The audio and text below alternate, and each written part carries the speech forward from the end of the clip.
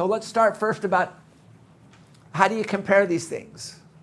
Because some of them are different. Some of them have different taxes. So number one, use comparable interest rates. Banks are required by law to tell you what the APY is, annual percentage yield.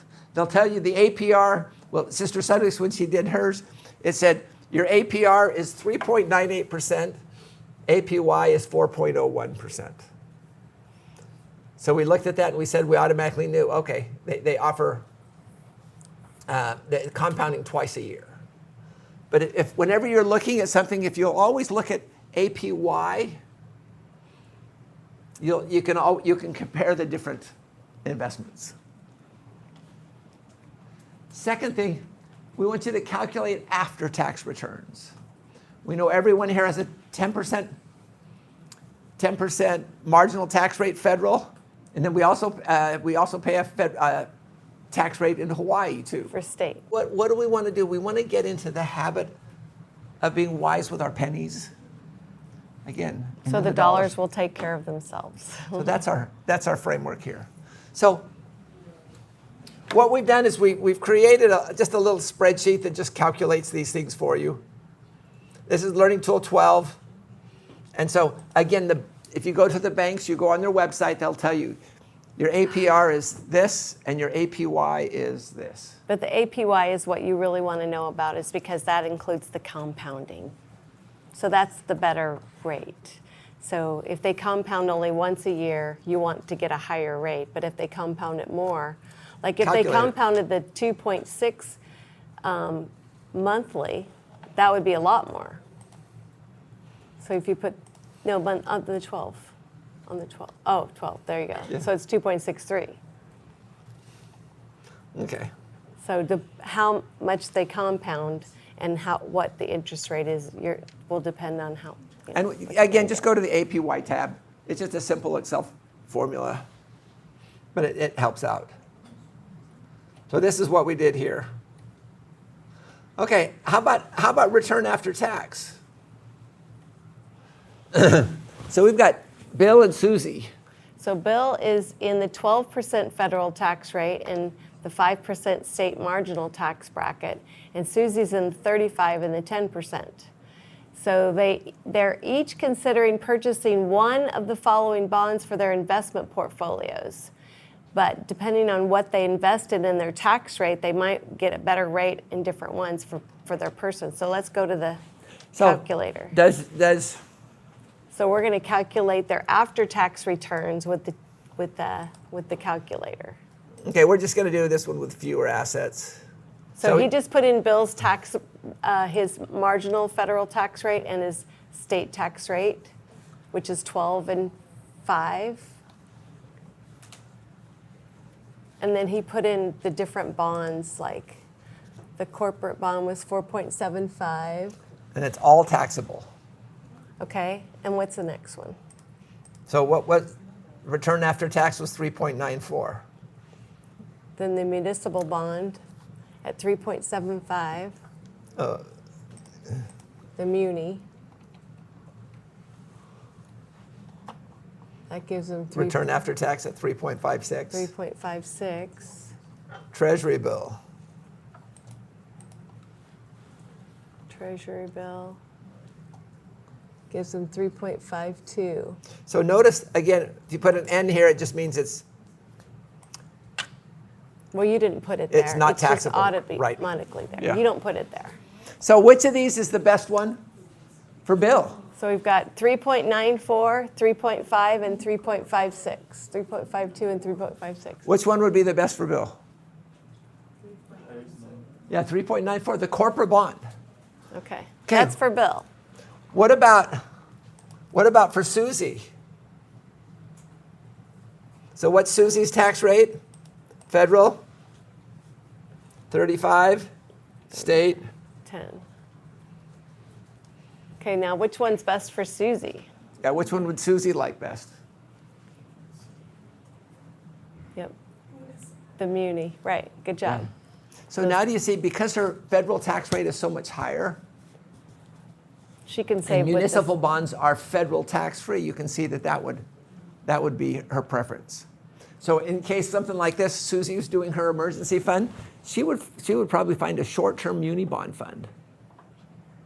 Interest rates will be lower, but it's already federal tax-free, so it would be a lot more helpful for her. Yes?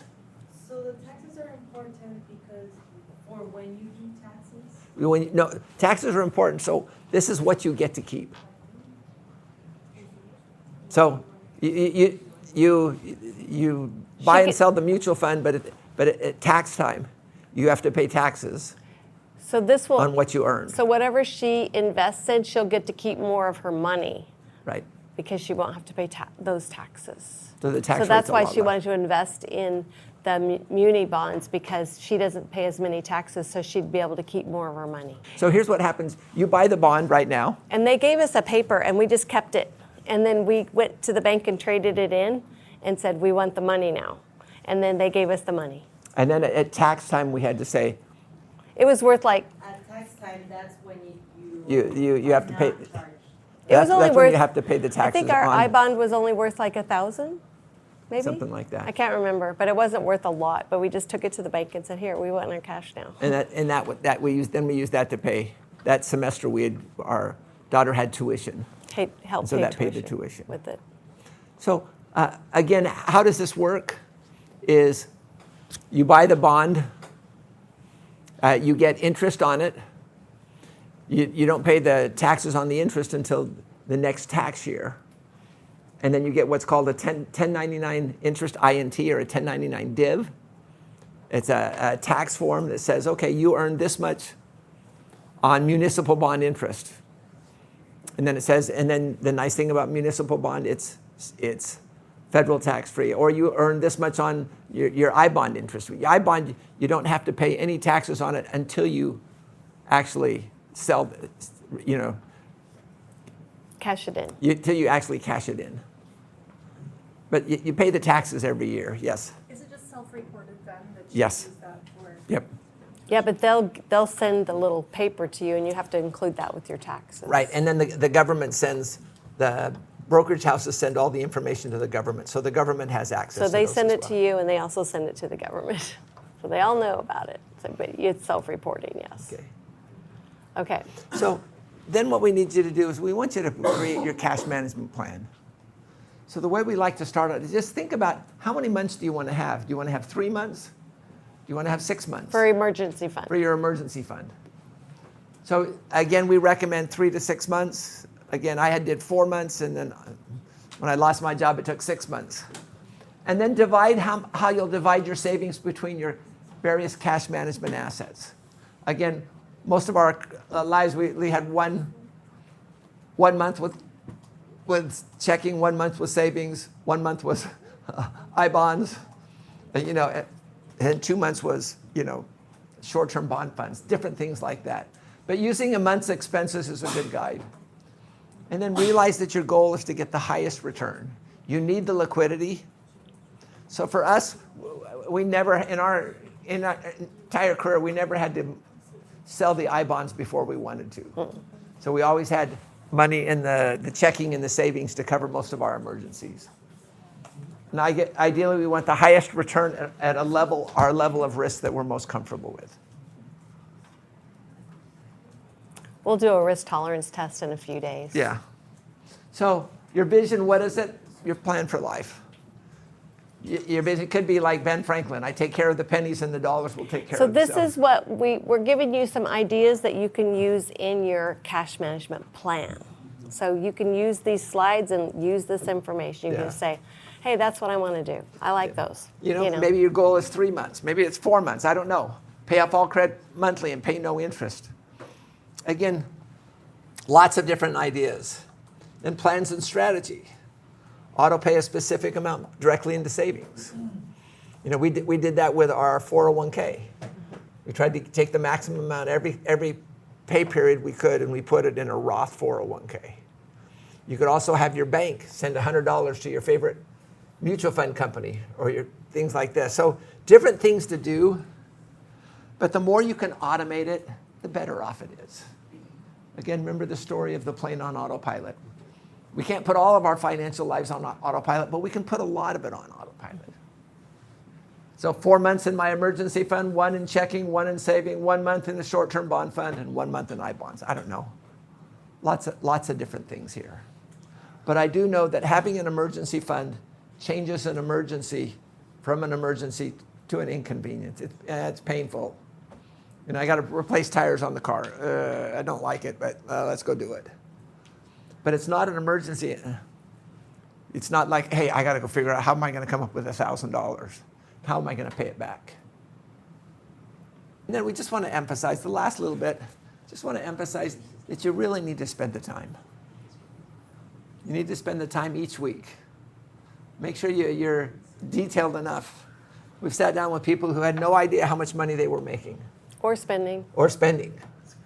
And that's the neat thing about the budget. I would encourage you to put your gross amount in there, put your taxes in there. If you're an iWork student, put the amount that goes to iWork.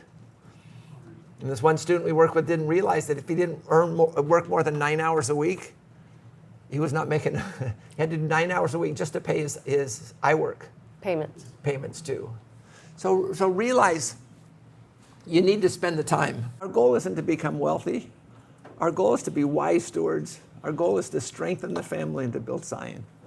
But if we want to do those things, we need to allocate the time. We are responsible. If we have a reserve, if you have a reserve, even though it may be small, you will have peace in your hearts.